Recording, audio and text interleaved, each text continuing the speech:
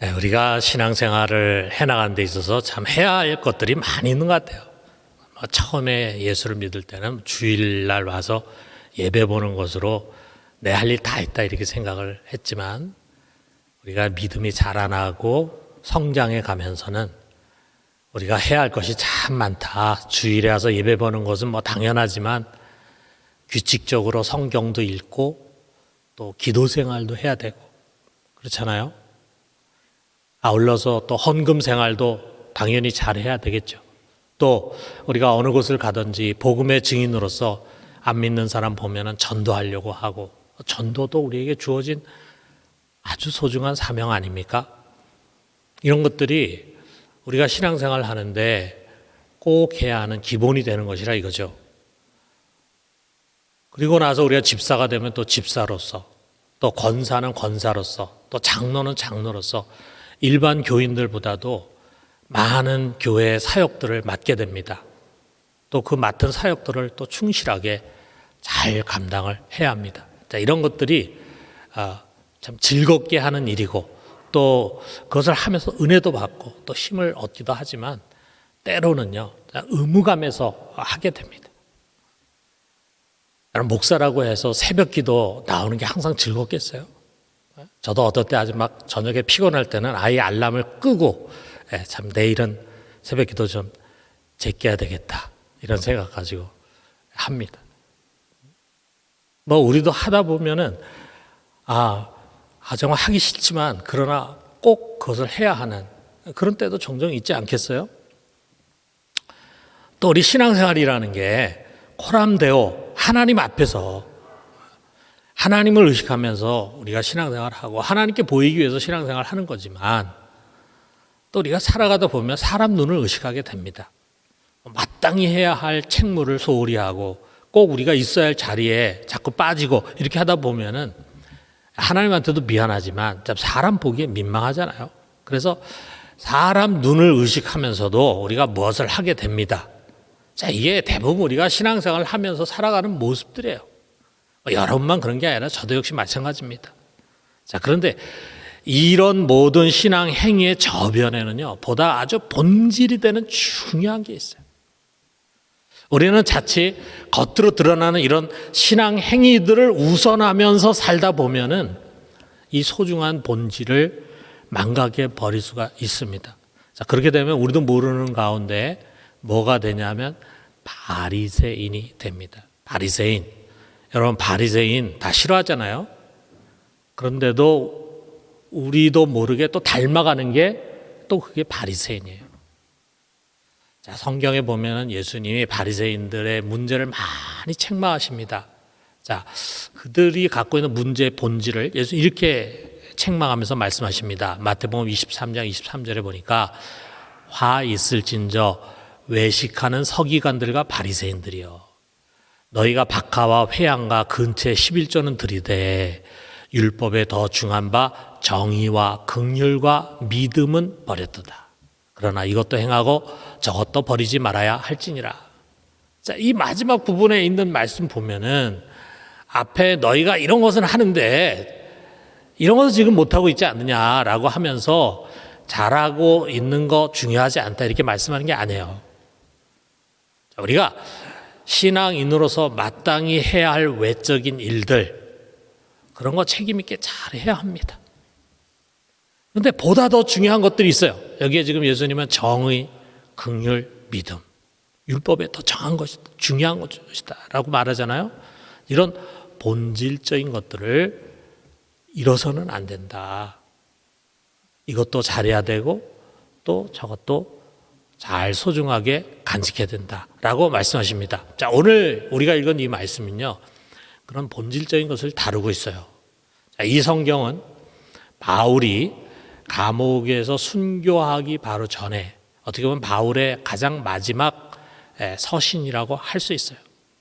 당시에 에베소 교회를 목회하고 있는 믿음의 아들 디모데에게 어떤 목회자가 돼야 하고 또 어떻게 목회를 해야 하는가를 코치하는 목회 지침서를 할 수 있습니다.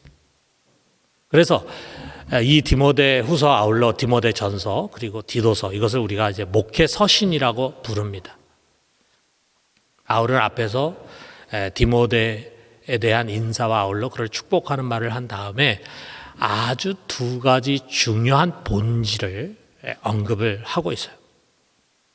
이것은요, 그 뒤에 이제 어떻게 목회를 하느냐 하는 아주 구체적인 것을 세세하게 설명을 해주고 있어요. 교회를 어떻게 세울지, 또 각 연령층에 대해서 내가 어떻게 그들을 목양을 해야 할지, 또 어떤 사람들을 교회의 지도자로 세울지, 뭐 이런 것들에 대한 아주 구체적인 것들이 이 목회 서신에서 이야기가 되고 있는데, 그런 목회에 관한 지혜나 방법 이전에 어떤 그리스도인으로 우리가 살아가야 되는가, 어떤 목회자가 돼야 되는가라고 하는 것을 말해주고 있습니다. 자, 그 두 가지가 뭔지 우리가 한번 돌아봐요. 첫째로는 청결한 양심이다. 3절에 보니까 내가 밤낮 간구하는 가운데 쉬지 않고 너를 생각하여 청결한 양심으로 조상적부터 섬겨오는 하나님께 감사하고 그랬어요. 자, 우리가 이 뒷부분 조금 머릿속에 싹 들어오지 않는데 우리보다 정확한 번역을 우리가 보면 이해가 됩니다. 표준 새 번역이 잘 번역이 되어 있는데, 나는 조상들을 본받아 깨끗한 양심으로 하나님을 섬깁니다. 그랬어요. 지금까지 우리 조상들이 하나님을 섬긴 것처럼 나도 청결한 양심으로 하나님을 섬긴다라고 하는 그런 말이에요. 자, 우리 조상이라는 게 누구겠어요? 구약에 나오는 믿음의 선조들을 가르치잖아요. 우리 구약에 우리가 잘 아는 수많은 믿음의 위인들이 있습니다. 그들이 하나님을 어떻게 섬겼느냐, 하나님 섬기는 자세를 여기 바울은 아주 한 단어 요약을 하고 있어요. 뭐냐면 청결한 양심. 여기에 청결한이라는 말을 뜻하는 카타로스라고 하는 말은요, 흠이 없는 아주 순결한 고순도의 라고 하는 그런 뜻이에요. 여러분, 2019년에 일본이 이제 우리나라 수출 규제를 했잖아요. 근데 그 수출 규제한 품목 중에 불화수소라는 게 있어요. 이게 이제 반도체 제조 공정에 아주 필수적인 기체라 그래요. 자, 그런데 이 불화수소가 아주 초고순도가 돼야 되는 거예요. 그래, 그 순도가 어느 정도냐? 5.9이 뭐냐면요, 99.999%. 9가 5개야. 그래서 99.999%. 제가 신문에 보니까 우리나라 중소기업에서는 99.9999999 해가지고 9가 10개, 9의 불화수소를 개발했다 그러는데, 뭐 상품화는 되지 않았으니까. 자, 이 정도 되면 뭐 거의 100%에 해당되잖아요. 근데 100%라고 안 그러는 거는 뭐 그게 조금 이렇게 불순물이 섞일 수도 있기 때문에 아마 이렇게 표현하는 것 같아요. 99.999. 그야말로 초고순도죠. 자, 우리 인간이 태어나면서부터 우리는 죄의 본성이 있기 때문에, 그리고 이 육신이 완전히 속량되지 못했기 때문에 감히 100%라고 말하지 못하지만, 바울이 말하고자 하는 바가 여기에 99.999 정도의 고순도의 양심을 가리키는 거 아니겠어요? 정말 때묻지 않고 순결한 양심. 그것으로 우리 구약의 조상들이 하나님 섬겼다. 그리고 나도 그렇게 하나님 섬기고 있다. 이렇게 지금 이제 고백을 하고 있습니다. 여러분, 구약에 아브라함을 비롯해 가지고 모세라든지 다윗이라든지 또 엘리야, 엘리사, 뭐 이런 사람들, 이들은 하나님을 믿음으로 섬겼잖아요. 또 히브리서 11장 보면 이들이 믿음으로 하나님 섬겼다 그랬잖아요. 또 이들이 자신이 갖고 있는 모든 소유를 다 가지고, 아니 자기 몸을 바치고 심지어는 자기의 자식을 바치면서 헌신을 통해서 하나님을 섬겼잖아요. 자, 그런데 그것뿐만이 아니라 아울러 이런 순전하고 청결한 양심으로 하나님을 섬겼다 이거죠. 자, 이들에게서 양심이라고 하는 단어를 가지고 떠올릴 장면들이, 여러분 기억나는 장면들이 있을 거예요. 아브라함이 자기 조카 롯을 구하기 위해서 전쟁을 했어요. 그래서 롯을 구하는 과정에서 그만 소돔 왕도 혜택을 받아가지고 포로로 끌려가다가 살아났어. 그러니까 소돔 왕이 아브라함에게 내가 빼앗긴 모든 것들 다 너에게 주겠다. 사람 빼놓고는 모든 거 다 네가 가져라 그랬어요. 그거 가지면은 벼락부자가 되는 겁니다. 벼락부자. 진짜 로또 맞는 거죠. 그랬을 때 아브라함이 어떻게 했습니까? 거절했습니다. 악인의 재물, 부정한 재물 가지고 부자 되고 싶지 않다 이거죠. 여러분, 이게 쉬운 이야기입니까? 이게 양심 아니겠어요? 다윗은 어떻습니까? 자기를 평생 죽이려고 쫓아다니면서 괴롭힌 사울 왕, 그 사울 왕을 죽일 수 있는 기회가 2번 찾아왔어요. 칼 빼서 치면은 그냥 죽는 겁니다. 그러면은 불행 끝 행복 시작이에요. 그런데 어떻게 했습니까? 내가 하나님이 기름 부은 자를 죽일 수 없다. 그런 신앙 양심을 앞세우면서 그를 죽이지 않고 살려보냈어요. 그것으로 인해서 그 뒤로도 얼마나 많은 고난을 당했는지 모릅니다. 여러분, 이게 양심 아니겠어요? 엘리사는 어떻습니까? 엘리사 때 아람의 군대 장관이었던 나아만 문둥병을 고쳐주니까 나아만이 어떻게든지 살해하고 싶어가지고 막 그러는데 안 받습니다. 그러니까 그의 종인 게하시가 뒤쫓아가가지고 은덩어리하고 의뢰를 몰래 받아가지고 오는 그 게하시를 향해서 엘리사가 한 말이 뭡니까? 지금이 어찌 은을 받고 옷을 받을 때냐? 책망했다 이거죠. 그럼 우리가 보면은 정말 구약의 많은 믿음의 위인들은 이스라엘의 양심이고 시대의 양심이었어요. 어떻게 보면은 그 한두 사람에 의해서 그 시대가 유지될 수 있었어요. 그들이 너무 양심적인 사람들이었기 때문에. 그리고 바울 역시 조상들과 마찬가지로 이 양심으로 하나님 섬겼다고 고백합니다. 그에게 이 양심이라고 하는 것은 정말 신앙생활의 본질이었어요. 그래서 그는 이 목회 서신에 양심이라고 하는 이 단어를 주제처럼 많이 사용합니다. 디모데전서 1장 5절에 보니까 이 교훈의 목적은 청결한 마음과 선한 양심과 거짓 없는 믿음에서 나오는 사랑이거늘. 선한 양심, 청결한 마음, 거짓 없는 믿음에서 나오는 사랑이 복음이다. 그게 성경의 핵심 가르침이다. 그 얘기죠. 디모데전서 1장 19절 보니까 믿음과 착한 양심을 가지라. 어떤 이들은 이 양심 버렸고 그 믿음에 관하여는 파선했느니라. 믿음은 당연히 가져야 되지만 믿음만 가지고 안 돼. 착한 양심을 꼭 가져야 된다. 이 양심 버려서는 안 된다 말하는 겁니다. 물론 여러분, 양심이라는 것은요, 교회 밖에 세상에서도 즐겨 사용하는 말이죠. 양심대로 살아야 된다. 양심적인 사람이 돼야 된다. 우리가 어렸을 때부터 부모에게서 또는 선생님에게서 이런 교육을 받지 않았습니까? 세상에서도 보면은 정말 양심을 쉽게 저버리는 사람들이 많이 있는 반면에 양심을 쫓아 살려고 하는 사람들도 많이 있습니다.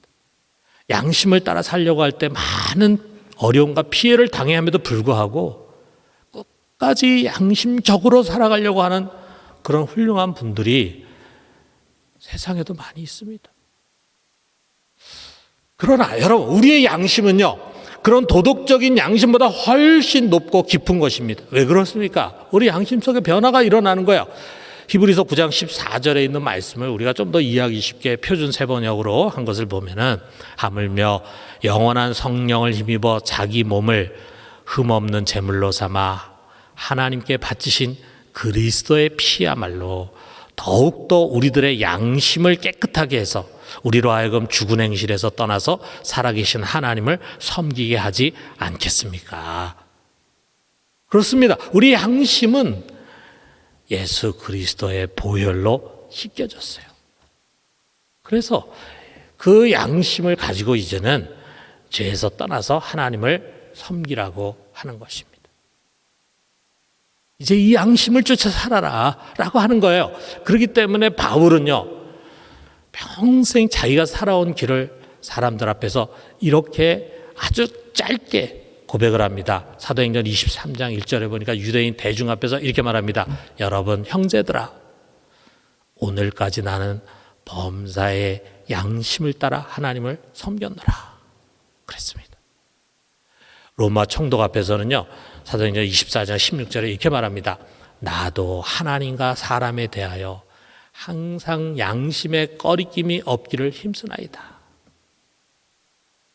그는 양심을 쫓아서 양심의 꺼리낌이 없는 삶을 살기 위해서 힘썼다 이거죠.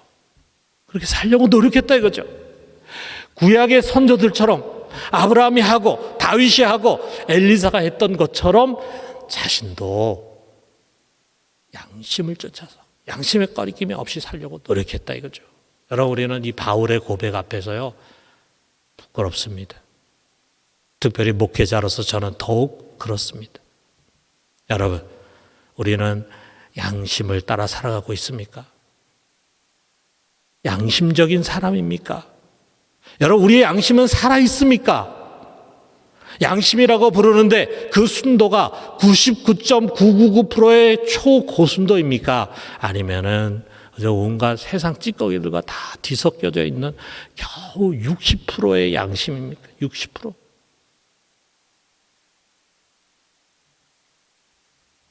여러분, 우리 자신을 보면은요, 세상 한가운데서 직장이나 사회나 삶의 구석구석에서 우리 그리스도인들이 너무나 쉽게 양심을 저버립니다. 세상의 양심이 돼야 할 교회가 때로는 세상보다도 더 부패한 모습 보이고, 시대의 양심의 사표가 돼야 할 목회자가 비웃음의 대상이 되기도 합니다. 우리는 세상과 똑같이 재물을 사랑하더니 돈 앞에서 양심을 저버리는 일들이 너무나 흔해요. 자기의 유익을 위해서 거짓말, 거짓 증언을 마다하지 않습니다.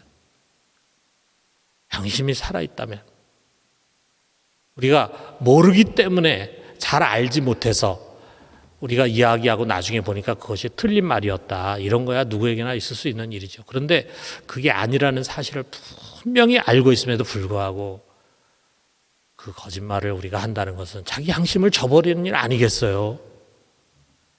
양심을 접어두고 해서는 안 되는 온갖 음행을 일삼게 됩니다. 여러분, 탐욕과 거짓과 음란으로 가득한 세상 한가운데서 알게 모르게 우리의 심령이 병들고 있습니다. 그리고 우리의 양심이 화인을 맞기가 쉽습니다. 디모데전서 4장 2절에 자기 양심이 화인을 맞아서 외식함으로 거짓말하는 자들이라. 양심이 화인을 맞아요. 그래서 굳어져 있어요. 병들어 있어요. 사랑하는 성도 여러분, 양심이 굳어져서 무감각해진 것은 아닙니까?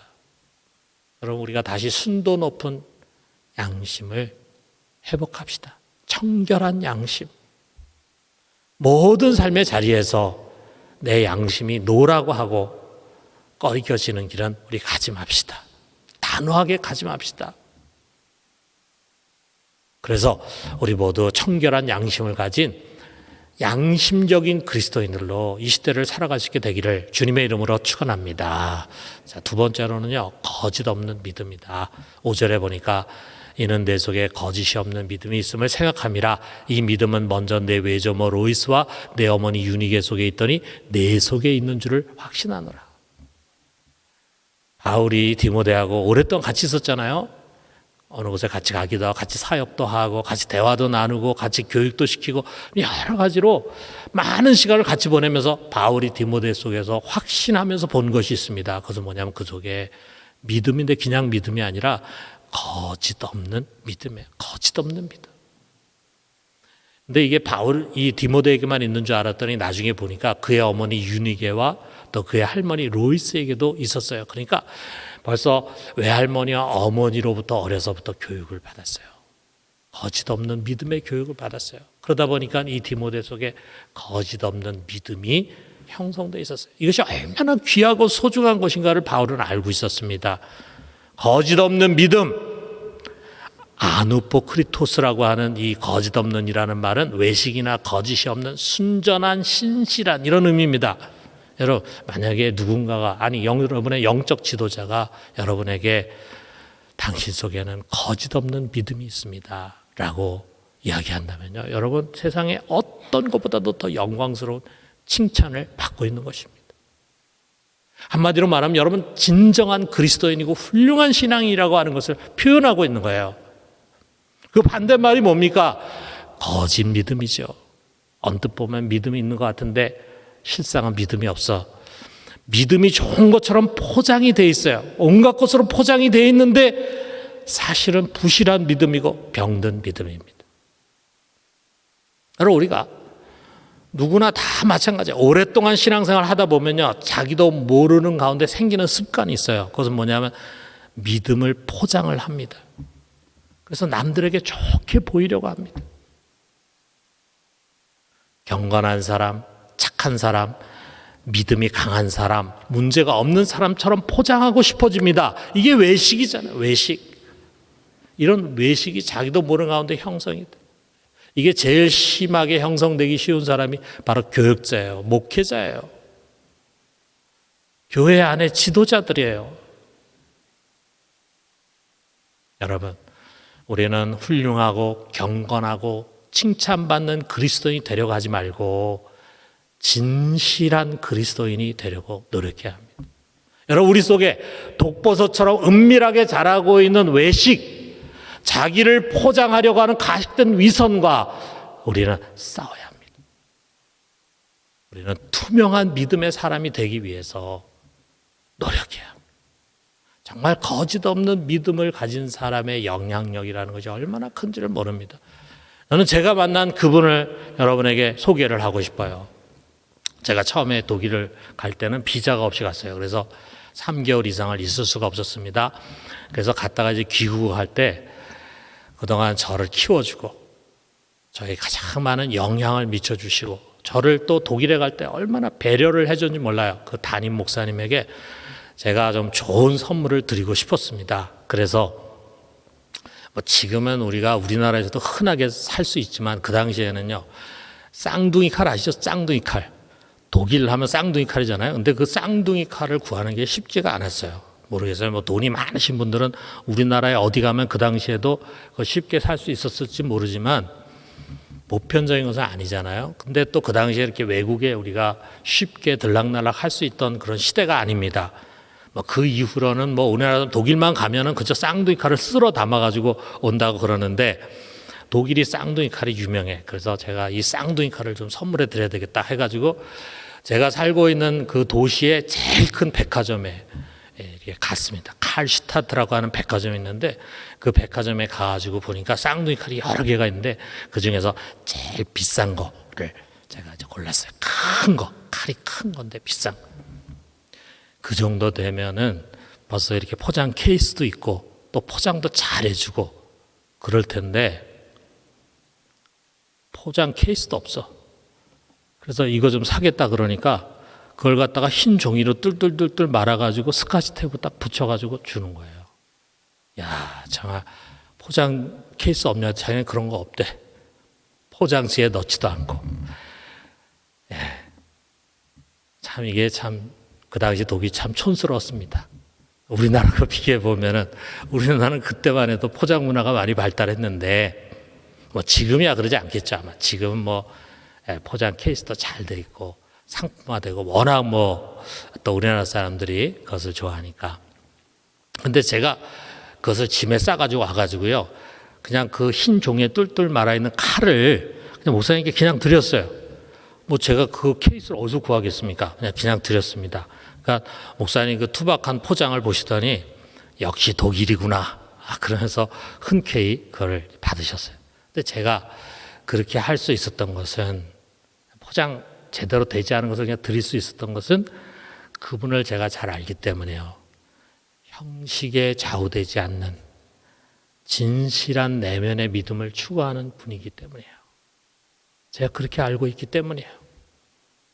자, 그 목사님이 돌아가셨잖아요. 돌아가신 다음에 뭐 후임 목사와 갈등도 좀 있고 이러는 가운데서 홀로 되신 사모님을 몇 차례 찾아뵀습니다. 뭐 사모님 찾아뵈면은 뭐 할 얘기가 많죠. 그래 특별히 이제 고인이 된 목사님에 대해서 많은 이야기를 나눕니다. 뭐 제가 잘 몰랐던 그런 이야기도 있고 많은 이야기 나누는데 한 번은 사모님이 약간의 이런 탄식조로 말씀을 하시는 거예요. 후임 목사님은 100원짜리 물건을 잘 포장해서 1000원짜리로 만드는 탁월한 은사가 있는데 우리 목사님은 그런 거를 못했어. 이렇게 이야기를 하셨습니다. 하긴 보잘것없고 싸우려가지고 보이는 것을 또 멋있고 아름답게 포장하는 것, 그것도 또 특별한 은사잖아요. 근데 제가 사모님에게 이렇게 대답을 했습니다. 사모님, 그것이 목사님의 훌륭한 모습이었습니다. 100원짜리를 1000원짜리로 포장하지 않고 그냥 100원짜리로 보이려고 했던 그것이 목사님의 소중한 철학이었고 그것이 저에게는 가장 귀한 교훈이 됐습니다. 저는 그분에게서 어떻게 목회를 해야 하는가에 대해서 많이 배웠습니다. 제가 담임 목사가 돼서 하다 보니까 그게 다 생각이 나고 그게 다 저에게 큰 도움이 됐어요. 또 제자 훈련을 할 수 있도록 배웠습니다. 그러나 그보다 소중한 것은 그분 속에 있는 청결한 양심과 거짓 없는 믿음이었어요. 그런 양심적인 목사, 참 믿음의 목회자 아래서 배운 것이 저의 평생의 특권이었습니다. 저는 지금도 가끔 목사님한테 책망을 듣습니다. 물론 저의 상상이죠. 이미 돌아가셔서 주님 곁에 계시는데, 근데 그분이 저의 목회 멘토라고 생각이기 때문에 그런 상상이 이제 드는 것이고, 또 워낙 이제 목사님 목회자들을 아주 날카롭게 비판하는 말씀 많이 하셔가지고 그런 생각이 들 거라는 생각이 듭니다. 상상할 때마다 부드러운 목소리가 아니라 사람 상처받게 만드는 아주 매섭고 날카로운 어톤으로 저에게 이렇게 말씀하시는 것 같아요. 최 목사, 똑바로 해. 너도 세상에 널려진 엉터리 목사가 될래? 이렇게 저를 책망해. 아마도 우리 교육자 수련회라든지 또는 교육자 회의 때 좀 이런 야단도 좀 맞고 또 목사님 설교 가운데 그런 식의 이야기를 한 것을 제가 귀에 담아서 그런지 저에게 그렇게 책망하는 듯한 그런 모습이 상상이 됩니다. 제가 좀 풀어져 있거나 또는 게으름 피울 때 스스로를 자책하면서 그럴 때 그런 상상이 딱 떠오르는 거예요. 목사님이 저를 향해서. 최 목사, 너 그렇게 해서 되겠어? 너 세상에 널려진 엉터리 목사가 될래? 이렇게. 저는 곧바로 그것이 하나님이 저에게 주신 책망으로 받아들입니다. 아직까지도 그분이 저에게 소중한 목회 은사예요. 사랑하는 성도 여러분, 저는 우리 교회가 청결한 양심과 거짓 없는 믿음으로 세워지기를 바랍니다. 그런 신앙의 본질을 추구하는 분들이 많이 있기를 바랍니다. 그것이 진정 교회의 힘이 아니겠습니까? 저는 부족했지만 저보다 더 순결한 양심과 믿음으로 준비된 분이 세워져서 이런 교회의 변화가 우리 가운데 계속 이어질 수 있기를 바랍니다. 사랑하는 성도 여러분, 우리 모두가 더욱더 양심적이고 정직한 그런 그리스도인들이 될 수 있기를 주님의 이름으로 축원합니다.